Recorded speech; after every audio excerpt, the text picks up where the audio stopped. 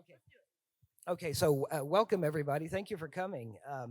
I was invited to be part of this panel, so I will introduce myself very quickly and then go around and allow the others who are more experienced here to give their names and everything.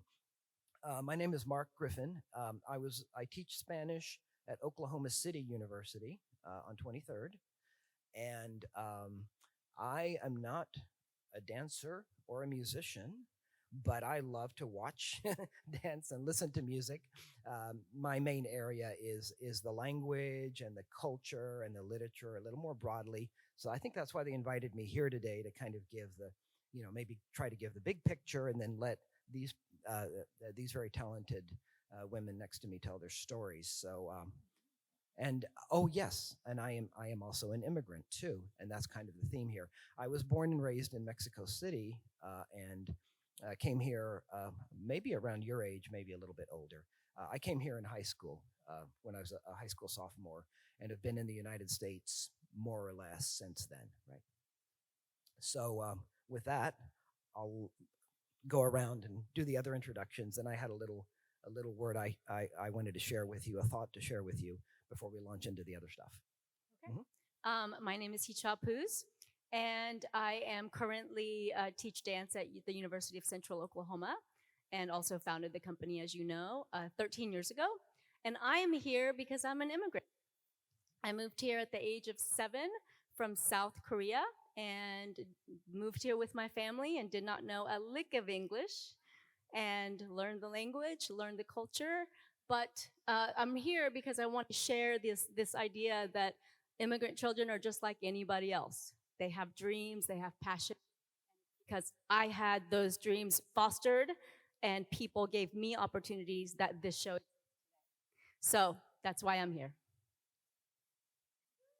Yes, sorry. Hi. No. I am Adelita Dixon Hernandez, and I am born and raised here in Oklahoma. I am a fourth generation. My great great grandparents were from Chihuahua and Durango. Um, I I teach at Capitol Hill High School. I am the dance teacher there at Capitol Hill High School, and I also teach at Everything Goes Dance. I teach jazz, modern, ballet. My favorite, my specialty is Mexican folklorico dance. Um, and I have children who have a father that is an immigrant. My son, Colton, plays Carlos. The connection was made right then and there. It happened. Hello, I am Erika Vasquez. I am one of the high school directors at Classen School of Advanced Studies at Northeast. I was born and raised in Oklahoma City, Oklahoma. My father was born in Mexico City, and my grandfather, my mother's father, was born in Morelia, Mexico, and he was a founding pioneer in the Latino community here many, many years ago. But a lot of the success that immigrants have today, I think, come from a group of people that we're going to talk about, we're going to mention today. And I teach at Everything Goes as well. I am the flamenco person around here. And but I do know ballet. Oh, thank you, thank you. Yes, thank you. Thank you. Wow, appreciate that. I do know all styles of dance under the direction of Miss Poos and a lot of faculty at UCO. And I know a lot of faces out here. So I'm really excited for you guys to be here today.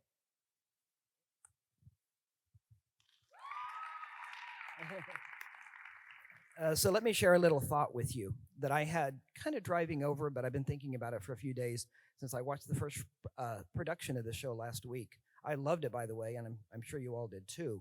Um, if hip hop Nutcracker were a dish, it would be a wonderful, delicious stew.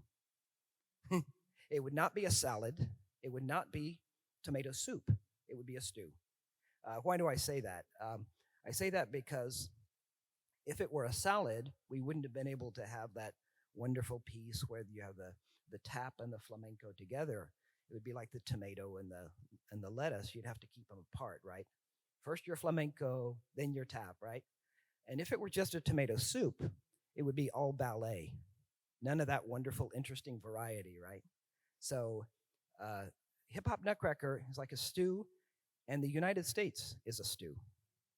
We are we've had people play with this for a long time. We used to be told we are a melting pot where everybody becomes the same. We're not that, but at the same time, we're not a salad either, are we? We're not a place where people stick to themselves and never mix, because that would be kind of boring too, I'm afraid.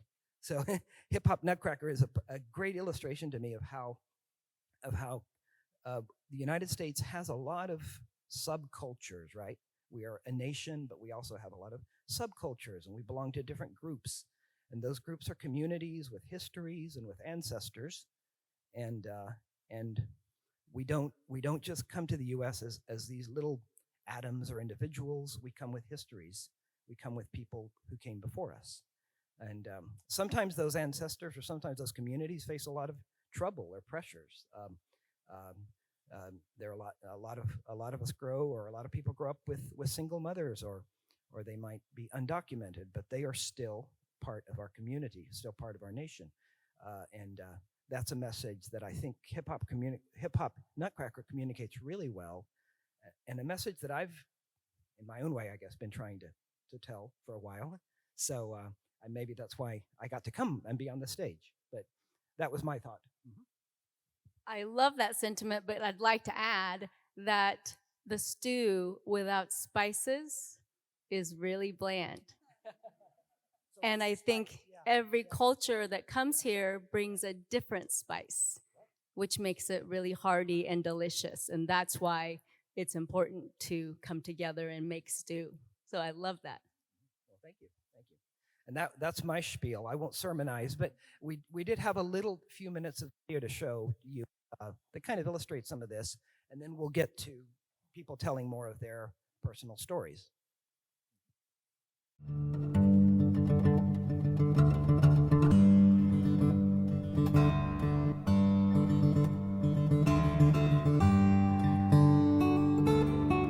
In 1541, long before Oklahoma became a state, and long before there was a nation called the USA, Spanish explorers crossed the Oklahoma Panhandle, following rumors of wealth and gold.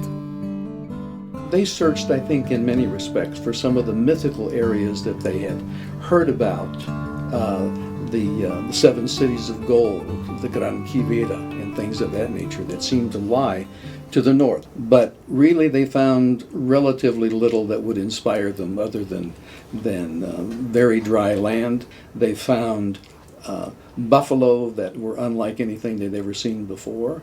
At times they encountered the wilds of Oklahoma weather with tornadoes and things of that nature, and ultimately pushed on all the way into central Kansas, where they finally found out that La Gran Quivira did not exist anywhere.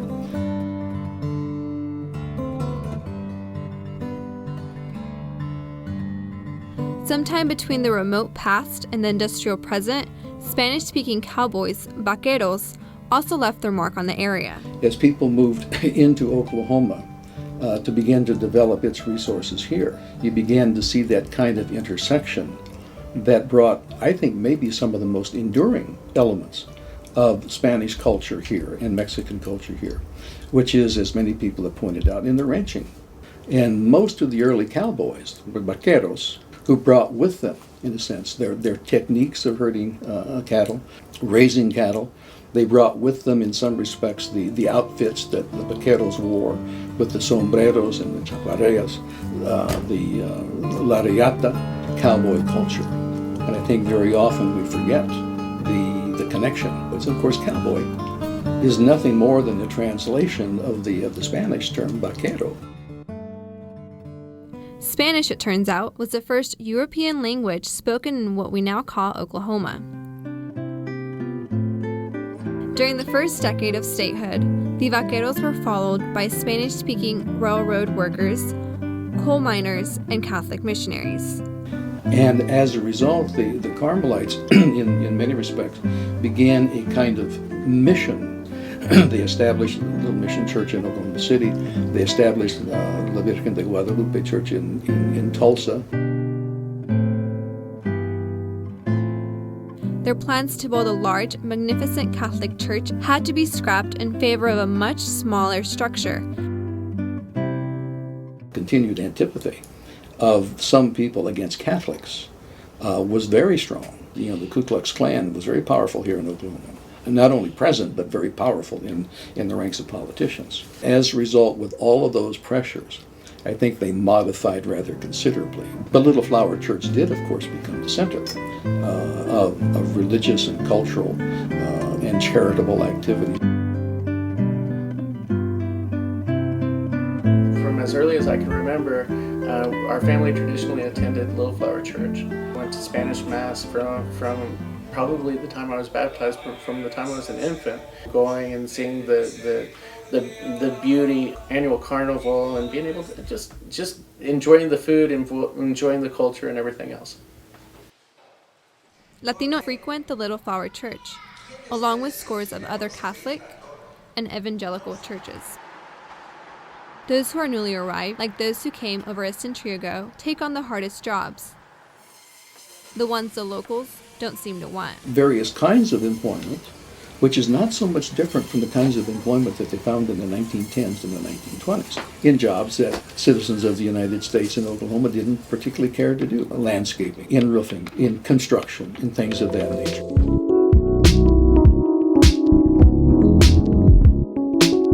Pero sí tenemos un potencial, ¿no? Porque tenemos un poder de compra inmenso. Y ahorita los números se lo están reflejando, ¿no? Entonces, lo único que nos falta es nada más organizarnos y crear una asociación, que es lo que estamos tratando de hacer aquí en la 29. Y aquí en Estados Unidos es la única forma en que podemos avanzar, ¿no? Tenemos que avanzar de la mano con la ciudad y buscar cambios.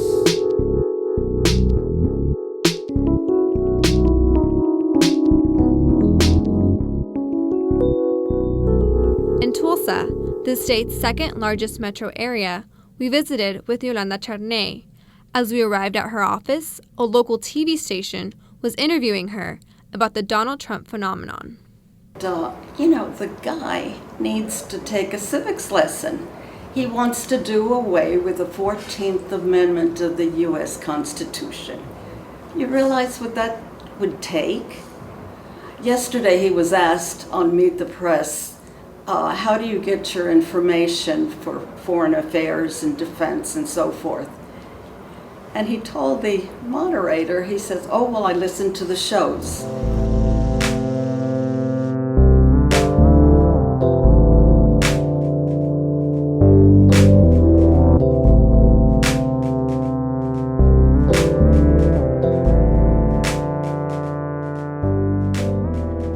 And we're sitting here on 21st Street where the Hispanic Chamber has its headquarters. And we're proud of that. That is a definite proof of the contribution of the Hispanic immigrant to this community. It was just old buildings were vacant and it just looked terrible. But with the migration to Tulsa, we started seeing shops pop up and businesses go in. But we still need to change the way Oklahoma is going, thinking that the Hispanic community is only taking jobs, but the Hispanic community creates jobs. There's over 8,000 Hispanic-owned businesses in the state of Oklahoma. They're creating jobs. They're contributing to the economy, and they're not coming here to depend on the government so they can live. They come here to work, to make that American dream a possibility for them and their family. And that's something that the American people need to understand, that a lot of people say, well, they come here, they're taking their jobs and they're not paying taxes. Well, if they're renting, they're paying taxes. If they're consuming, they're paying taxes. If they're working, get a check, well, they're paying taxes, and some of that tax maybe perhaps they're never going to see it. If they're getting paid by check, well, they're collecting Social Security. Then they will never see, if they're undocumented, they will never see that Social Security. And it's probably why the Social Security is still going on right now. Y también ha sido un beneficio al pueblo también, mucho. Aprendimos mucho de ellos. Yo tengo varios amigos aquí por este lado y es muy hermoso también aprender más de ellos también y platicar con ellos. Pero es una bendición tenerlos aquí en este país. They've come to work and they've come to celebrate, participate, and create as well.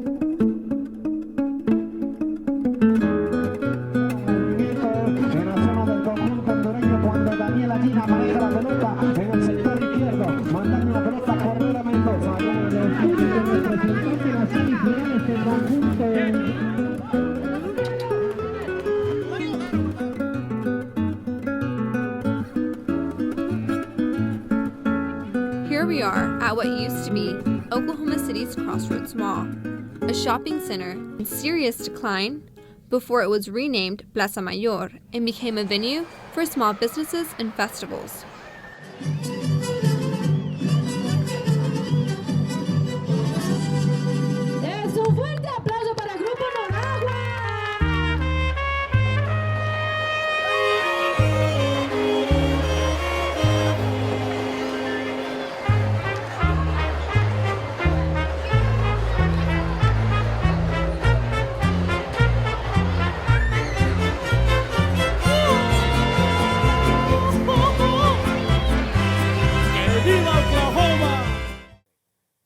So with that as a backdrop, I think I'll hand it over to the three of you to talk about your professional and your personal experiences with Oklahoma and, well, art and immigration and everything else. All right. So moving here in the 70s, I know that ages me, but I don't care.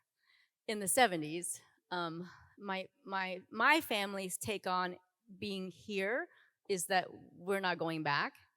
And I do regret not fighting that a little bit more and not wanting to keep educated in my language, because I lost a lot of my language. And so my mother and I have a language, but I really wouldn't be able to go into a Korean restaurant and be able to communicate as well as I would like. Having said that, I will say that I got to visit back in 2019. I went back to Korea and was embraced so much by my people of my home country that I kind of let go of my insecurities that I had about not being Korean enough. I think we all have feelings of not being something enough. And so I just kind of breathed that in and realized that the choices that I've made, I can always undo. I can always add more culture to my life. And I do have children and they don't know the language. And I think that he and I were talking about the time in the 70s when people were coming. It was very much kind of forced on us, to get submerged in that culture and learn English and do it the English way and all of those things. And so I think things have changed, which I think is incredible, because it should be a shared thing and we should be able to know who we are in every way. And so I don't not take responsibility because I'm grown, but I also feel like we're headed in the right direction because we're more welcome to those kinds of cultural explorations, which we should be. So I have an interesting lens on all of this. I have taught at Capitol Hill for around 9, going on 10 years. I took a break and went and taught in private school. I also graduated from UCO with my dance performance degree under Hee Chaw and many great instructors, professors. And so I have a teacher's lens, but then I have a lens of an immigrant family because my husband is an immigrant. And when I met my husband, he was not legally here in this country. I did not know that at first. He did not speak about that. That's something that is very protected because it can be very dangerous. And I found out that he was probably going to have to go back. And my husband and I were Mexican folklorico dance partners in the group Noragua. And so I have an interesting lens. So he decided to stay, and it was very dangerous for him to stay that whole time. And we weren't married yet. I went to college and had my college experience and gained my education. He could not go. That was very sad to watch him go through that, not be able to be in this country and not have the right to go to school. He came over here when he was 15 years old. And ironically, he needed help. His mother needed help getting him enrolled in school. And my mother was one of the pioneers of the bilingual program at the Oklahoma City Public Schools. And my husband, who wasn't my husband at the time's mother, called and said, I need your help, Esperanza. I need your help getting my children into school. We came here for a better opportunity for them. And so my mother, as she helped, her name is Mary Hope Alvarez, and she happens to be right back there, helped him and his family get into school and suggested to the mother that he stay busy and dance. And there was a community of dancers and dance that were not going to ask questions. They weren't going to ask him for documentation. They weren't going to ask him for a driver's license. They were just simply going to welcome him to something that he loved doing. And it was a safe space for him and his family. Later on, we did get married, and I will tell you a little bit more about that story. But he still, many of us are under the assumption that you marry a citizen and boom, your papers are fixed. That was not the case. That was not the case at all. And so when Trump took office, there were some very, very scary things happening in our family. And my mother being one of the pioneers alongside, ironically, Ms. Vasquez's family, her grandpa in particular, of fighting for rights, for equal rights and opportunities for immigrants. That is how this incredible young person next to me are connected also. She knew me before I even was married to my husband, Marcos, and kind of watched our story from afar. And we went through our teacher lives together and realized that we have students in the classroom with these heavy stories. They come every day and they do their schoolwork. They open up their book. They get up. They study. They're productive students. Their families are productive people in our community, and they have a secret weight on their shoulder that they carry every day. And one of those students was Colton. And I watched that. But I also watched what race and the community of dance and Miss Kelly and Miss Vasquez and Miss Pennington and all of these amazing humans, many of them in the audience right now, helped my son do, and took his focus and his energy, this anger he had, a lot of anger about why his daddy couldn't stay. That his daddy, he might wake up one day and we were going to have to say, daddy's going to live in Mexico until we can fix things. It took me a long time to realize that my students had these stories, and I would slowly but surely, when I built relationships with them, ask them certain things because I knew, because I was going through it with my child. And I talked to my husband before I came to talk to you all today, and I talked to Colton. He really kind of wanted to be a part of the panel, but he said, but I'm real hungry. I've got to eat. Was it okay for me to share these stories? And it's time. It's our time. It's not everybody's time. but it's my family's time to let you know it's very important for you to know that immigrants don't look one way. We are a beautiful array of people, educated, loving, people who want to give to this country, people who want to contribute. And your friend next to you in school, or your colleague, or the person you're dancing next to might have this story. And they need to feel and they want to feel like they belong. And Race and Hip Hop Nutcracker did that for Colton.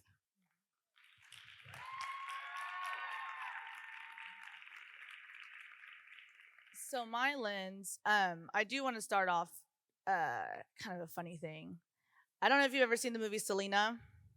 Top favorite. Okay, yes, thank you in the crowd. Thank you.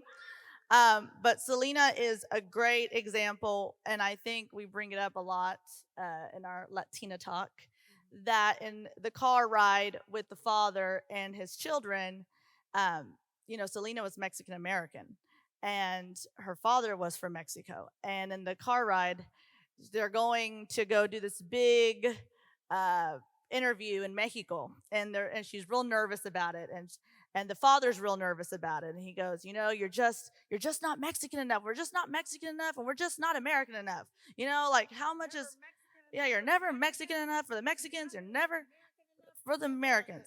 And it's just so true. I found that I've learned, especially becoming more of an adult, that I I struggle with that as a grown up. And it's hard to be Mexican enough for the Mexicans, and it's hard enough to be uh, white enough for the white people in my family. It's like it's hard to that struggle is real, and the older I get, the more I struggle with it because my successes, are for my family, and family is a big thing in the Latino community, but also in my white side community. It's just like, where do I fit in? How do I fit in? And I just think that quote is so funny in the movie, and I relate to that more than I know the older I get. Um, but my lens is through the classroom as well. Adelita was my mentor. She danced for my quinceañera when I was 15. That's part of our culture. And I danced for her wedding to Marcos. And our families were joined at the hip, just fighting the fight all the time, especially in the Latino community. My grandfather, Jorge Ochoa, and Hope, and so many names that maybe we'll get to hear them say because they lived it and they're awesome. And I hope we get to know more about that.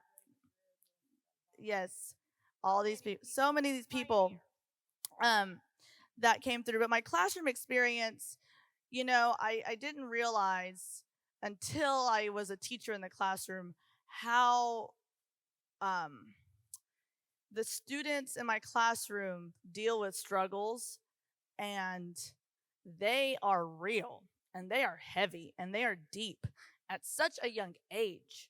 And just to see them persevere every day and take advantage of opportunities, because their families tell them, we are here, for the American dream. And we are here, and I want you to fight every day to be the best that you can be.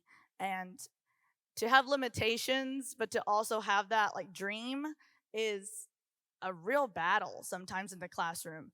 And so I'm here trying to teach a warm up, a plie, and these kids are going through a lot of things, a lot of stuff. And so I take it personal at first. My first year, I take it real personal because I'm like, you hate me, it's fine, it's cool. But once I start to understand, and then they saw me as a Latina woman, and then I started speaking Spanish and doing my Spanglish that I like to do because, am I Mexican enough? Am I white enough? I don't know. Always the internal struggle for me. And so I'm speaking the words in Spanish, and I'm trying to do the Latino music. And then they're like, oh, this lady, she knows the culture. She understands me. And then the trust. I think that's the key word for my educator family out there, the trust is the most important. And that is taking a long time. Yes. Because I myself, as a mother, and I know you have other experiences, we teach our children, don't trust anybody. Mm-hmm. They might ask you questions. Yes. Nobody needs to know our Don't business. talk. Don't say Be anything. your best self, but be quiet. Wow. Yes. What a struggle. Yes. And so once you build that bond, and then there's that special bond, and they have that safe place to express these stories to you, it's they become a whole new student in your classroom. And you have to, as a teacher, take that oath to keep those secrets. And I know that's hard for us in our classes, but it's really important that we don't break that trust. And um, it's just a whole new classroom. It was a whole game changer for me when I was living and learning, and I took these kids to Greece, and their parents were scared to come into the airport because they thought they were going to have to show some sort of ID and driver's license and passport. And I said, no, no, no, come in. Tell your parents to come in and hug you goodbye for like you're getting on an airplane for the first time in your life. Like, this is really important. And the mothers were very like hesitant and, can I come in? Yes, senora, please come in. And it was just a really big deal, like bigger than you and I, like, citizens think that it I is. think that's so prevalent that you bring that up, Ms. Vasquez, because that too, imagine the struggle. I want to say bye to my child, but can I? Is it safe? I mean, I can't imagine that. I can't imagine asking myself, can I go in and hug my child goodbye? Wow.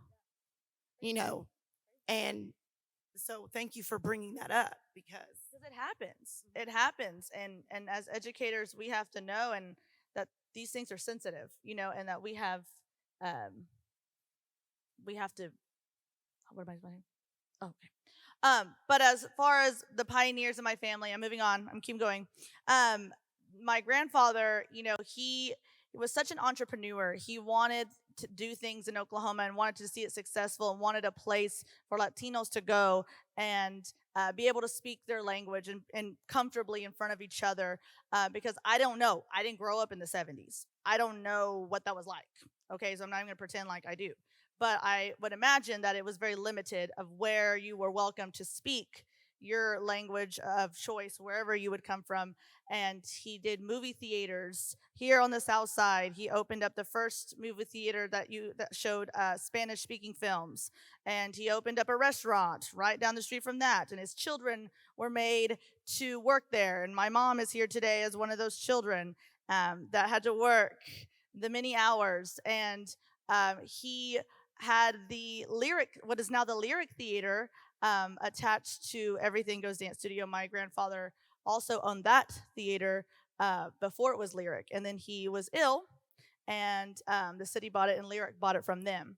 And so he would rent out to people in that Lyric Theater, and I remember going and collecting the rent with people, and what 16th Street used to be, which was a disaster and dangerous and scary. And now you would never know, going to your Empire Pizza and Pie Junkie, you would never know that. And he just did so many great things and just fought for so many kids in the school system and fought for so many adults and started so many programs. And I'm just so proud that he was one of those pioneers and he was brave enough to do that for our community. And then my uncle came from that, Mark Calderon, and he was in Color Me Bad, and he had his famous Grammy things and whatnot, and so that was kind of cool. And then my aunt owned the dance studio, and that was cool. And it's just, my family's cool, and it's all thanks to my grandfather, who immigrated here and wanted success for himself, for his family, and for his community. And can I just say real quick, I know we're running out of time.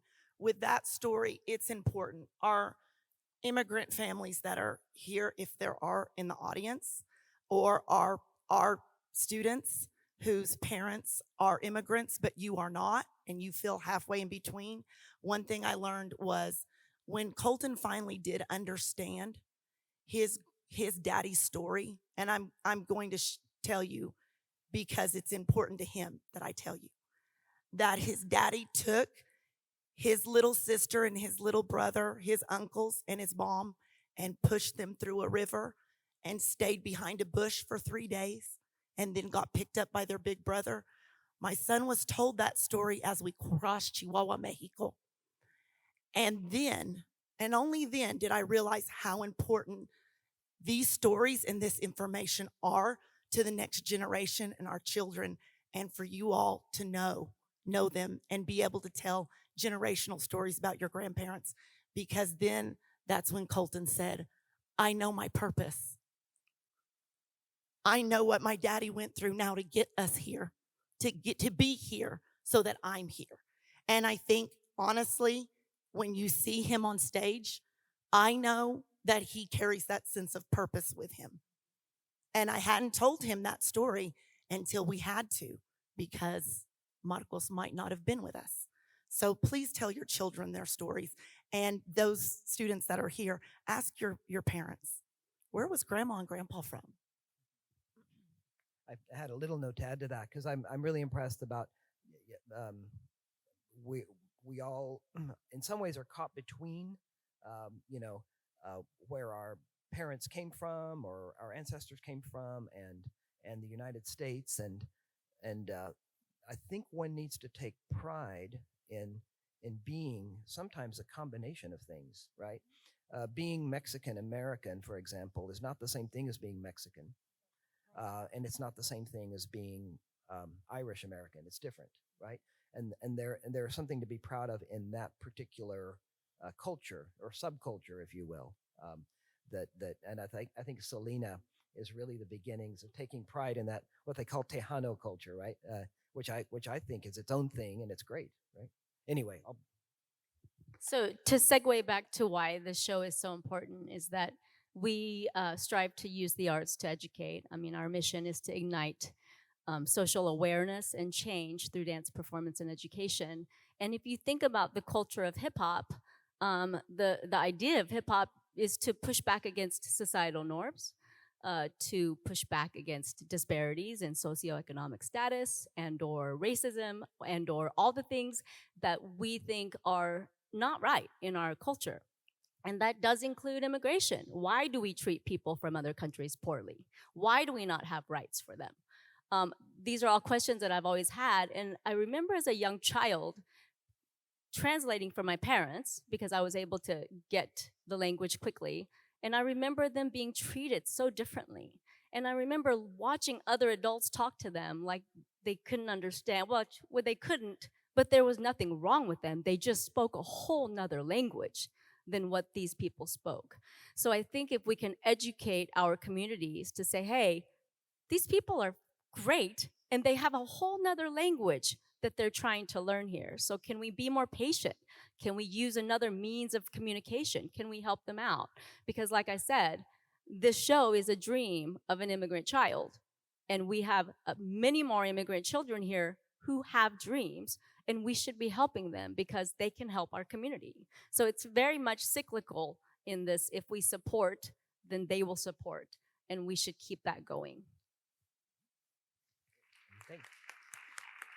And I don't know if we have time for questions, if because I thought in the time that remains, if anybody has any questions, I think to direct at any of us or all of us, this would be the time.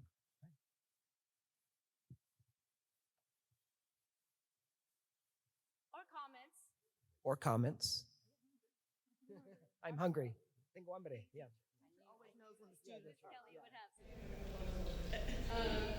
So, as you know, I know you've spoken a lot about teaching, but all of I've never met you, but the three of you on these levels, I know you're artists, I know you're dance makers, and you're not only teachers, and I would love to hear maybe what the experience, all the experiences you've been talking about impact the art that you make.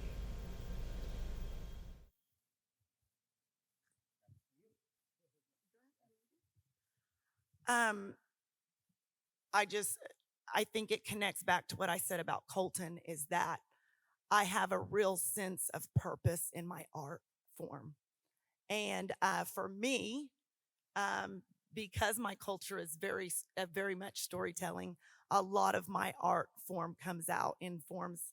I These stories that I know and have, I'm able to release them in my art form. Um, it doesn't mean what I create always has a specific story behind it, but it definitely molds and is with me and what I do and what I create and how I make my students a part of that process too. So, I think growing up, I've just been held to such high expectations. And I've also lived without. I've also learned to live without.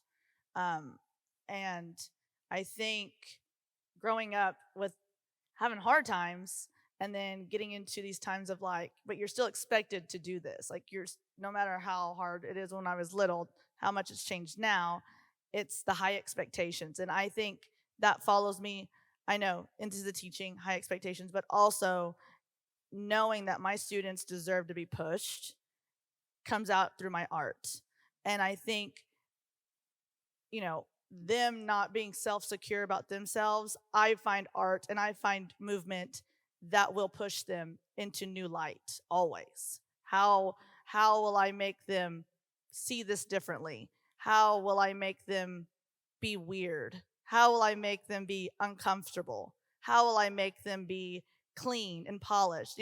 These are the words that go through my head, and not necessarily, I mean, I always have a theme or a concept or an intention, but I think it's me thinking in that way that produces my art form. And that's kind of what I follow. That's kind of my mind. If you know me, that's kind of what I do. Yeah, I do have one, and I think, the question is, as immigrants, right, growing up with the pressure of being an immigrant and living the better life, the better dreams, how did your family support you in art? And particularly, I know that you had a family that was less supportive because of, but I'd love to hear your story. Oh, I got you.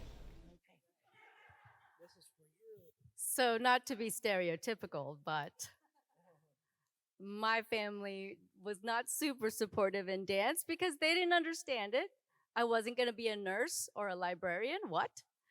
But I will say that it taught me to stand alone, and it taught me to find my motivation intrinsically. So not to look for external validation for what it is that I believe in and what I wanted to do. So I have a quick story. In the 7th grade, I wanted to be a cheerleader. In the 8th grade, all the popular girls were cheerleaders. So I went to my parents and said, hey, I want to try out for cheerleading. And they're like, what are you talking about? No, absolutely not. And so, okay, so this is not giving you permission to do this, but I arranged a ride pre Uber and had a mom come pick me up, and I went to cheerleading tryouts. So this is just a sign of how rebellious I am. And in every part of my career, there has been pushback. You're 4'11". You're going to do what? You're Asian. You're doing hip hop. What? But I know who I am, and I've been working at this all my life, and I've been doing it. Yes, the external gratification is wonderful, but I don't need it.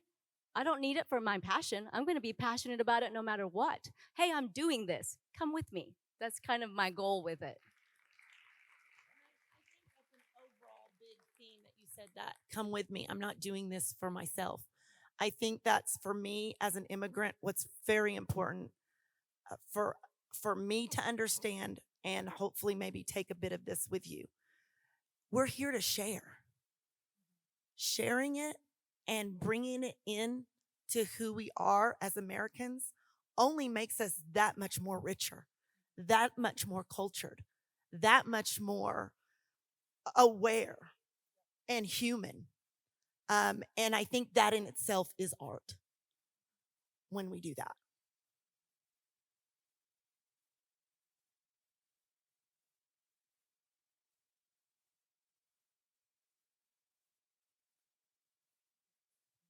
Oh, maybe I can take that one because my I'll back up just a little bit.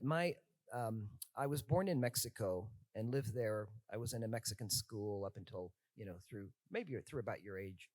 and probably spoke Spanish before I spoke English. So that's why I teach Spanish now, right? Um, and Wow.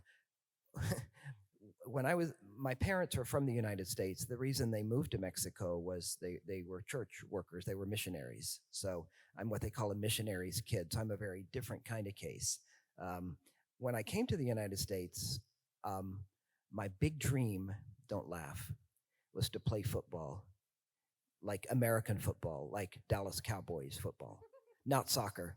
That's what I really, really wanted to do, and I just had that, but over time, first of all, I was too small to really excel in football. But one of the things that really struck me in high school and college was, wow, I there's such cultural richness in my background that I didn't realize at the time, that I took for granted. All the pyramids I got to see when I was a kid, and the big cathedrals. And back then it was like, yeah, I just want to go watch the Dallas Cowboys. But then, but then once I got up here, it was like, wow, I'm missing something. So it kind of drew me back. And what I ended up doing with that was studying, Mexican literature, and going back to Mexico a bit and living there for another couple of years, and kind of reconnecting in a way. So I'm a big believer in reconnecting, to where you come from. And that's a long answer to your question. I'm sorry, but but no, I don't have regrets. I think that it was a really good question. I don't have regrets, but I do have nostalgia. I miss. There's a lot of things I miss, right? And I think it's a good thing that we live in a kind of world where it's more possible now to kind of be more than one thing. I can I can cheer for the U.S. men's national team because I'm an American citizen, but I know I'm also going to cheer for Mexico because I have a lot of friends down there, and you can be more than one thing, right? Yeah. So, yeah. So I don't have regrets because I didn't have a choice. I was put on that plane. But I will tell you this, all of you all who get home cooked meals, if your parents cook for you, oh my gosh, please tell them thank you and eat every meal you possibly can at home. Because my mother used to make the best Korean food. I did not even realize until it was no longer provided for me every day. And now I'm like, oh, I call her and beg her to freeze it and send it back. So that is my regret, is that when I was eating that delicious food, I didn't savor it more, because someday it stops coming and you will want that food back. So tell your moms and your dads and whoever cooks for you, thank you, and eat at home.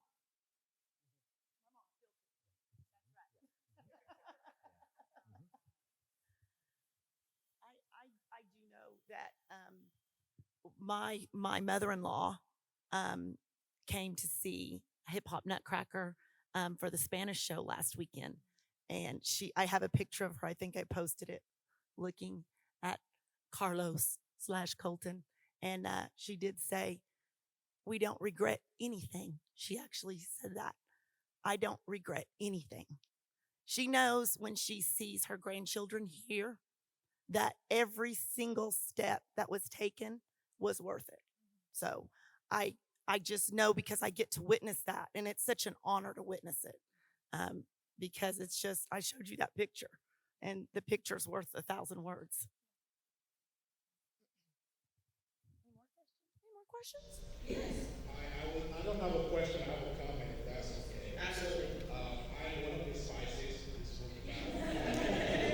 I'm from Africa, and I'm glad to be here. What part of Africa? Liberia, in the West, let's get real football, soccer. But we moved here about a year ago, and I attended the Hip Hop Nutcracker. And since then, I said I will always attend this every year. For two reasons. And that reason was evident today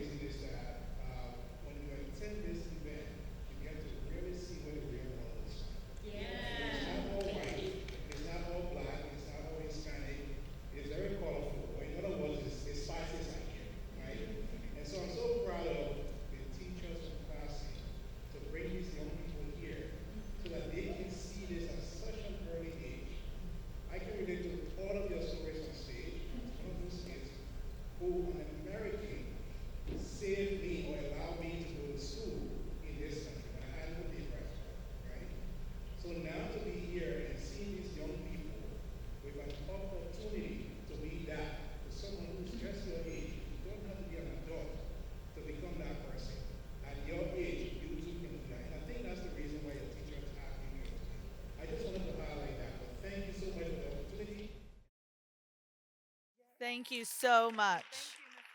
Thank you. And thank you for sharing that. Thank you. Appreciate that. So not only is it important to us as a company for diversity, if you also notice, we have various sized people. We have ages that from, I think the youngest is in middle school, but then we have people in their 30s dancing. And I think the more we can teach our audiences what professional dance should look like, that's when they'll start seeing it and start understanding that that's what we should all look like. Because what we are told and what we are shown is beautiful or is a standard is not accurate. And I understand that because I've never been that. And so I think the more we can push back, again, we don't let them tell us what it is. And it's by actionable things that change happens. So yeah, again, Brandy and Selena, thank you for bringing your students. This is incredible to have them in the, oh, what? Serena, I'm sorry. It's because she said Selena earlier.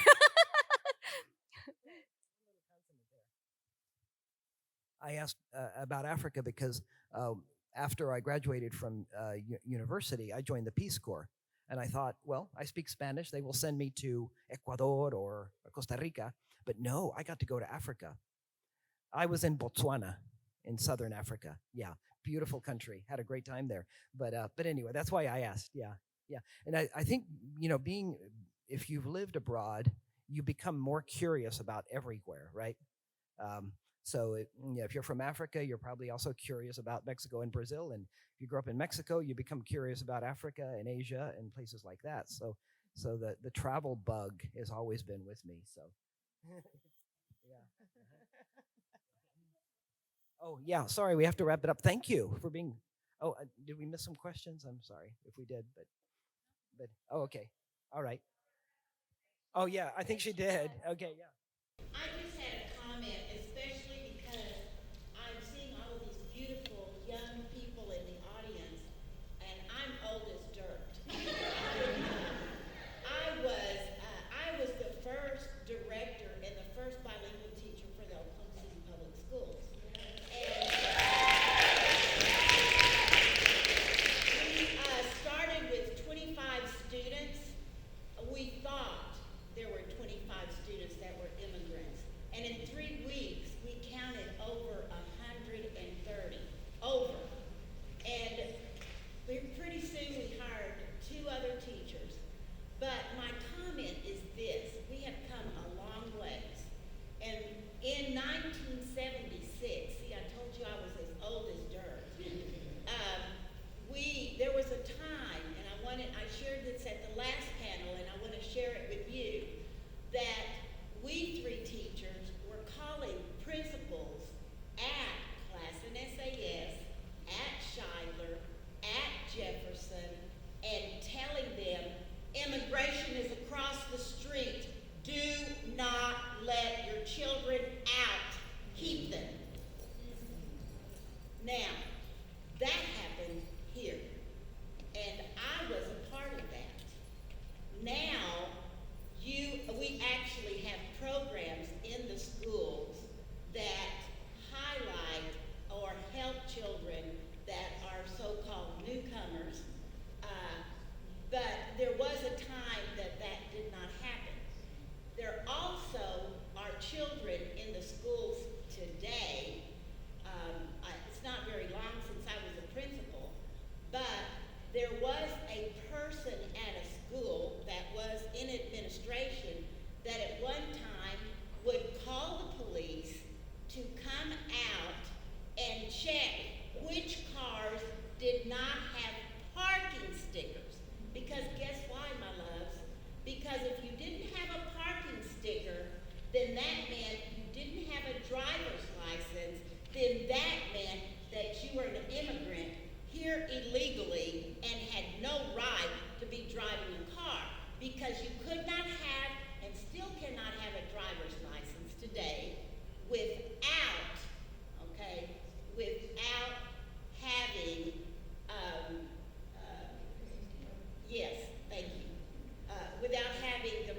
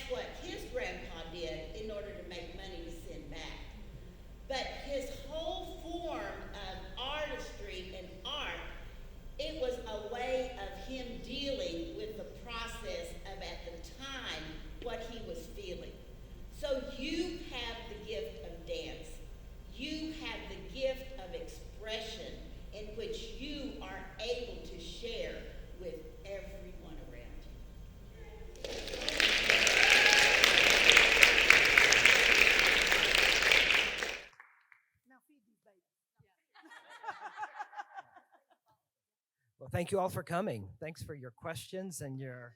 Okay.